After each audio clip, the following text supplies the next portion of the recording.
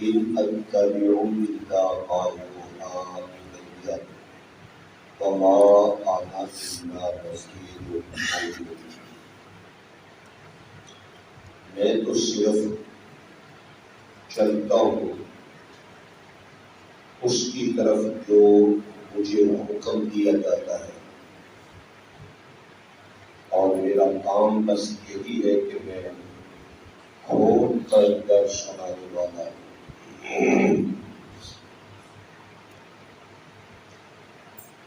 اللہ تعالیٰ نے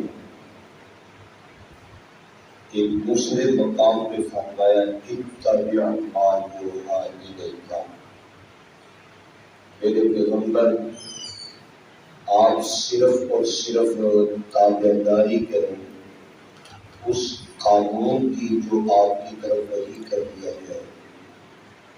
آپ قانون الہی سے ہٹ کر ایک قدم بھی نہ اٹھائیں۔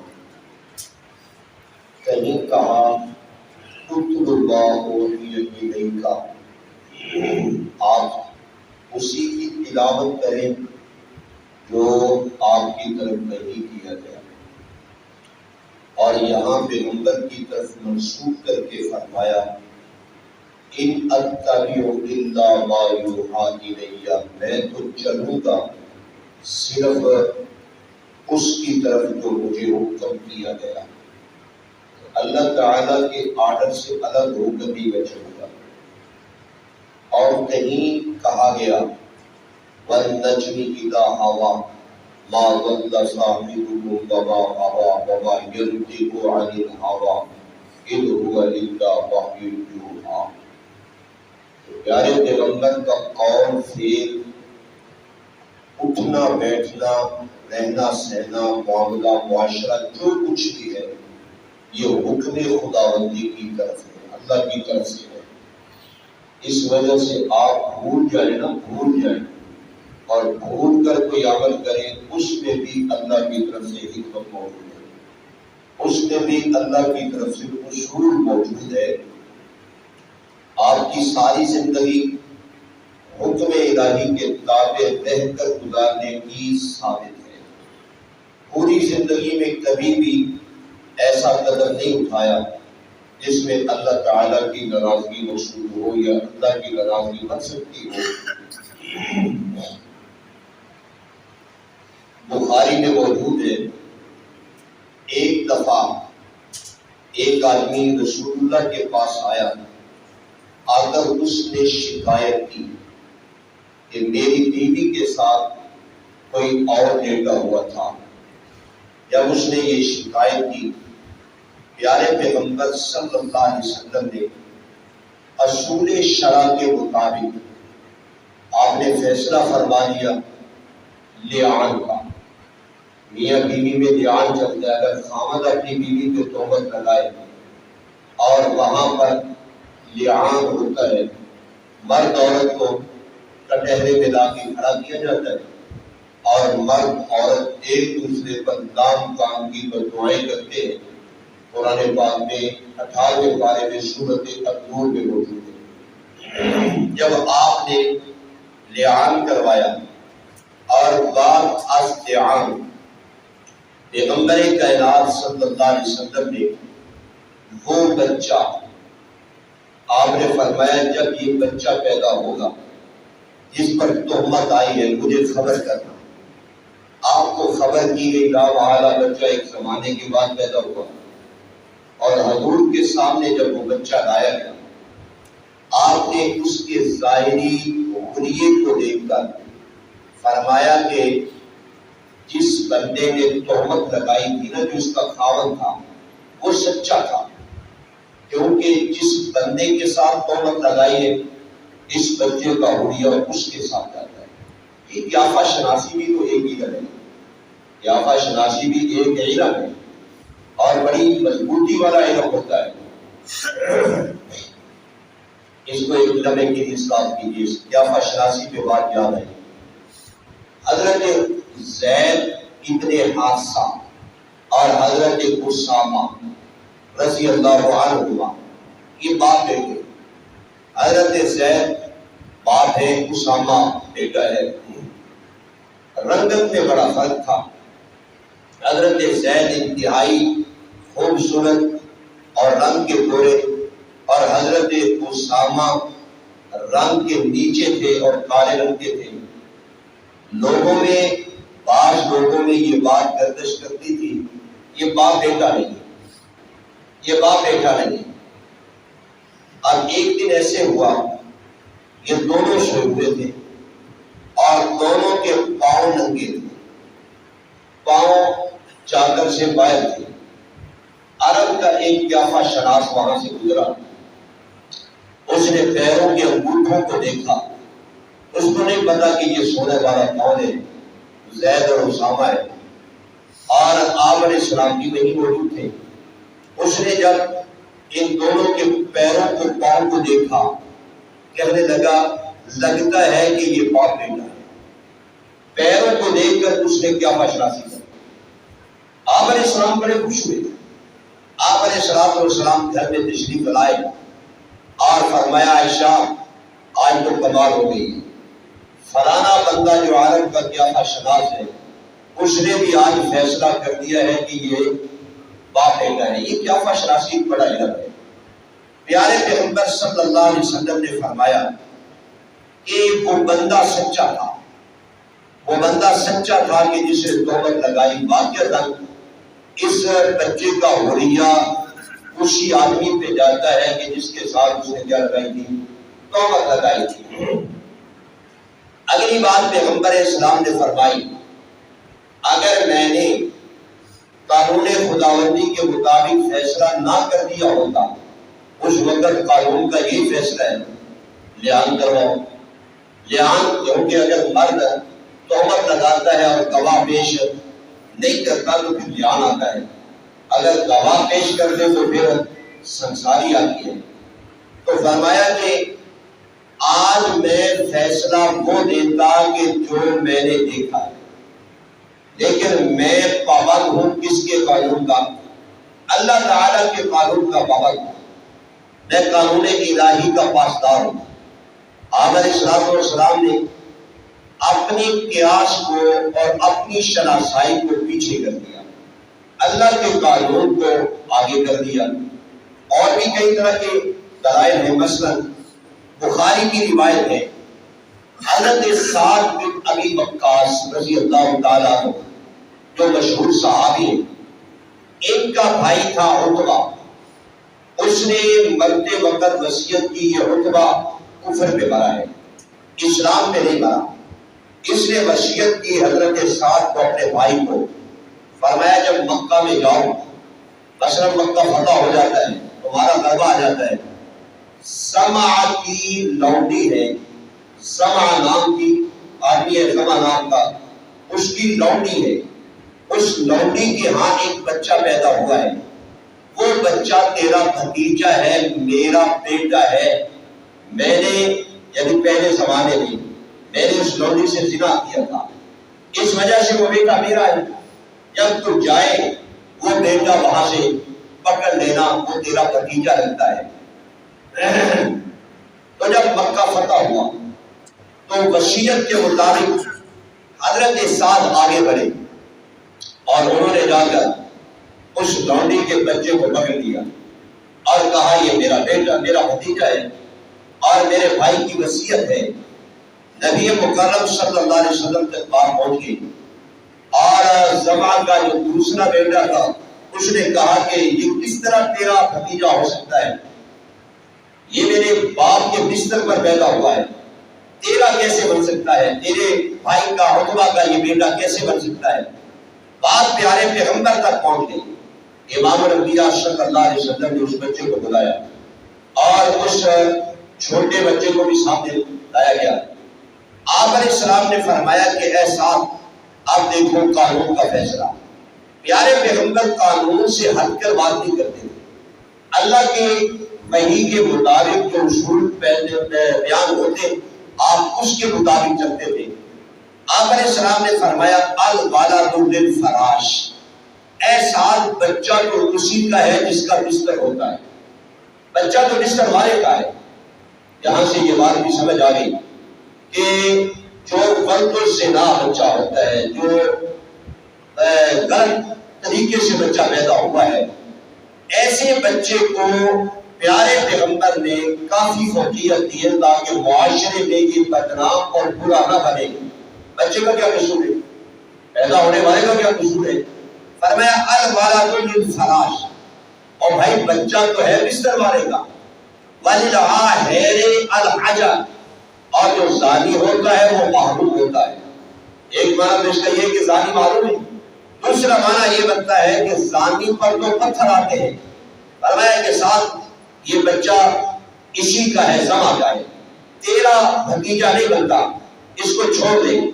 اب اللہ تعالیٰ کے قانون کے مطابق فیصلہ ہوا، اور یہ جو زما ہے ایک طرف یہ پیارے پیغمبر کا سسر بھی تھا، حضرت سودا بنت زما رضی اللہ تعالیٰ عنہ، حضرت سودا ام المؤمنین ہے، پیارے پیغمبر کی زوجہ ہیں اور مومنوں کی اماں ہیں، حضرت سودا رضی اللہ تعالیٰ عنہ، یہ زما اس کا باپ بھی تھا۔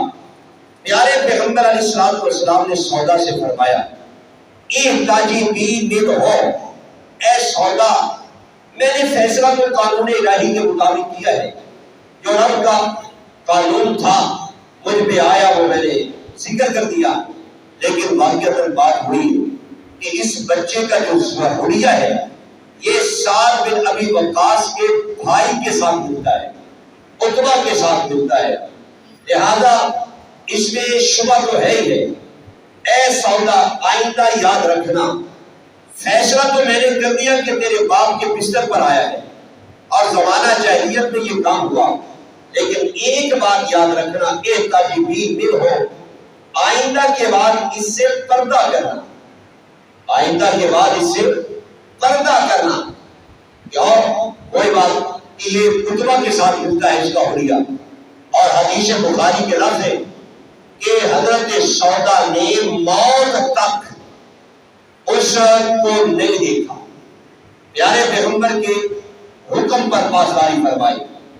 یہاں سے ایک مسئلہ نکلتا ہے اور مسئلہ اختلافی ہے، وہ بھی میں ضمن آپ کے سامنے عرض کر دوں۔ ایک بندہ کسی عورت کے ساتھ زنا کرتا ہے، اللہ نہ کرے اس جرم کا ارتکاب کرتا ہے، اب اس میں باقی ائمہ مثلا امام شافعی رحمۃ اللہ تعالیٰ علیہ وغیرہ اور امام بخاری، ان لوگوں کا موقف پتہ کیا ہے؟ وہ یہ کہتے ہیں جس عورت کے ساتھ زنا کیا، اگر وہ کل کو چاہے اس عورت کی بہن سے نکاح کر سکتا ہے، اس عورت کی بہن سے نکاح کر سکتا ہے، اور اس عورت کی بیٹی سے بھی وہ کیا نکاح کر سکتا ہے۔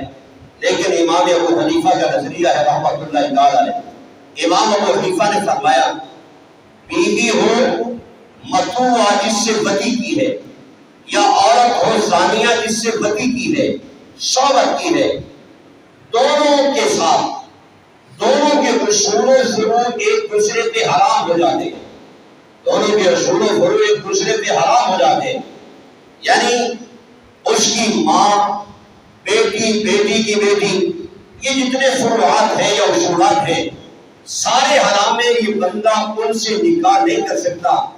جس طرح سگی حقیقی بیوی کی ماں سے، اس کی بہن سے، اس کی بیٹی سے اور اس کی بھتیجی یا دوسرے لوگوں سے جو محرم ہے ان سے نکاح نہیں کر سکتا اس کے ہوتے ہوئے۔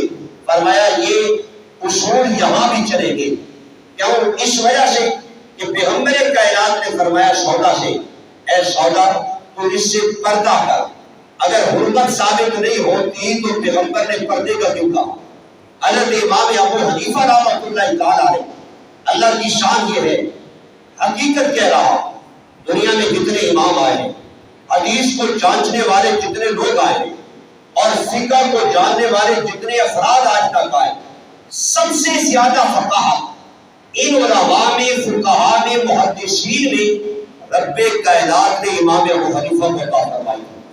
مسئلہ وہاں سے نکالتے تھے جہاں کسی کی عقل و قیاس بھی پہنچتا نہیں تھا، بڑے کام کی بات کرتے تھے حضرت امام اعظم ابو حنیفہ رحمۃ اللہ تعالی علیہ۔ ایک مثال عرض کرتا ہوں، مثلا ایک آدمی کے پاس مال ہے، اس کے پاس اناج ہے، گندم ہے، چاول ہے، یا کوئی پھل فروٹ ہے، کوئی بھی چیز ہے، اب اس میں عشر ہے. امام ابو حنیفہ، اپنا امام شافعی، امام بخاری، یہ بڑے بڑے امام ہیں. ان کا پتہ کیا نظریہ ہے؟ یہ کہتے ہیں کہ جب 5 وسق پھل نکلے گا تقریباً 25 من، ایک پیلی میں، ایک ایکڑ میں اگر 25 من پھل نکلا کم از کم اس میں عشر آئے گا. اگر 24 من بھی نکلا اس میں عشر نہیں ہے. ان کا یہ نظریہ ہے، ان کا یہ فتویٰ ہے. کہیں کہیں بھی علماء کرام کا یہی نظریہ ہے. امام ابو حنیفہ رحمۃ اللہ تعالیٰ علیہ فرماتے ہیں قرآن کو کہتا ہے فیما سقط، کہ جتنا بھی نکلے اس میں کیا ہے؟ عشر ہے. 5 من نکلے، 10 من نکلے، 15 من نکلے، قرآن کو کہتا ہے اس میں عشر ہے. تم کس طرح کہتے ہو کہ 25 من نکلے تو عشر ہے، اس سے کم عشر نہیں؟ انہوں نے کہا کہ پیغمبر کی حدیث ہے فیما دون وسط 5 اوسق، 5 اوسق سے کم میں زکات نہیں. آپ علیہ السلام کا فرمان ہے، یہ بخاری کی حدیث ہے. 5 اوسق تقریباً وہی 25 من بنتا ہے. 25 من سے کم میں زکات نہیں، عشر نہیں. امام صاحب نے فرمایا اگر تمہارے مانا کیا جائے پھر قرآن پاک اور حدیث پاک ٹکرا جائے گا، آپس میں ان میں تضاد آ جائے گا. اور پیارے پیغمبر تو وحی کے مطابق چلتے ہیں، قرآن پاک کے موافق فیصلہ فرماتے تھے. اس وجہ سے مانا یہ نہیں کہ تم کر رہے ہو، مانا یہ ہے کہ ما دون 5 اوسق، اگر 25 من سے کم میں زکات، یعنی 25 من کم، 25 من سے کم اگر اناج نکلا، آپ علیہ السلام کے کہنے کا مطلب ہے اس میں عشر زکات بیت المال کو نہیں ہے. یعنی 25 من سے کم اناج آئے، اس کی زکات اور عشر وہی محلے میں، علاقہ میں اور اپنے رشتہ داروں میں تقسیم کر دی جائے. بیت المال تک پہنچانے کی ضرورت نہیں ہے. پہلے زمانے میں بیت المال تھا، بیت المال تو آج بھی ہے، لیکن آج کا بیت المال حکمران خود ہی اپنے پیٹ پہ لگا دیتا ہے، غریبوں تک پہنچنے نہیں دیتا. تو بیت المال میں جو زکات آئے گی کم از کم 25 من اگر گندم یا چاول آئے نا، اس کی زکات جو عشر بنے گا وہ تم بیت المال تک پہنچاؤ. اگر اس سے کم ہے بیت المال تک پہنچانے کی ضرورت نہیں ہے، اس کو اپنے علاقے اور اپنے محلے میں تقسیم کر دیا جائے. امام ابو حنیفہ نے فرمایا اگر یہ معنی کرو گے تو حدیث پاک اور قرآن پاک ایک دوسرے کے موافق ہو جائیں گے، ایک دوسرے کے قریب بن جائیں گے. یہ امام ابو حنیفہ کو اللہ تعالیٰ نے دنائی عطا فرمائی تھی. امام اعظم ابو حنیفہ کو رب کائنات نے فقاہت عطا فرمائی تھی. حضرت امام شافعی فرمایا کرتے تھے، فرمایا لوگوں جس نے فقہ جاننی ہے، جس نے فقہ میں قدم رکھنا ہے، قرآن و حدیث کے معاملات کو سمجھنے کی طاقت رکھنی ہے، وہ فرماتے تھے اپنے آپ کو امام ابو حنیفہ کا بیٹا کہہ دے. اگر بیٹا کہے گا تب جا کر تجھے فقاہت آئے گی، اگر امام ابو حنیفہ سے ہٹے گا تجھے فقاہت نہیں آئے گی. بات سن یہ تو ضمن بات میں نے عرض کر دی ہے. تو فرمایا ہمارے سبق میں جو آیت کریمہ آئی ہے ان اتبع الا ما یوحی الی، ارے بھائیو میں تو چلوں گا اس کے پیچھے جس کا حکم مجھے کس نے کیا ہے، اللہ کا. میں اللہ کے آرڈر کا پابند ہوں. وما انا الا نذیر مبین، میرا کام ہے کھول کر بیان کر دینا، میرا کام ہے کھول کر لوگوں تک بات سنا دینا، لوگوں کو سمجھا دینا اور ان کو ڈر بھی دے دینا. میں تو اپنا مقصد رکھتا ہوں، میری زندگی کا یہی مقصد ہے اور میں اسی پہ پابند ہوں. امام الانبیاء صلی اللہ علیہ وسلم لوگوں کو بھی فرمایا کرتے اے لوگوں اللہ کے حکم کے مطابق اپنا وقت پورا کرو، اللہ کے سامنے اپنے سر کو خم کر دو. اللہ تعالیٰ کے آرڈر میں یعنی کہ چونکہ چنانچہ اس طرح کے الفاظ بولنے کی کوشش نہ کرو. اللہ رسول کا آرڈر اول آخر ہے، اس سے آگے پلٹنا جانا بالکل قطعا جائز نہیں ہے. اور اسی کا نام امت محمدیہ ہونا ہے، اسی کا نام اتباع رسول ہے، اسی کا نام محبت رسول ہے، اسی کا نام سنت رسول ہے. کہ بندہ اپنا وقت قرآن و سنت کے موافق رکھے. الحمدللہ رب العالمین صلاۃ والسلام علی سیدنا محمد وعلی آلہ اجمعین. اے رب کریم ہم سب کے دل دماغ کو قرآن و سنت کی روشنی سے منور فرما. یا اللہ اس قرآن پاک کی صحیح سمجھ عطا فرما. یا اللہ اس قرآن پاک کے ذریعے ہماری دنیا اور آخرت کے معاملات کو بہتر بنا دے. یا اللہ وہ دنیا میں پریشانیاں آئی ہوئی ہیں سیلاب کی صورت میں اللہ کو رفع فرما. صلی اللہ تعالی علیہ وسلم.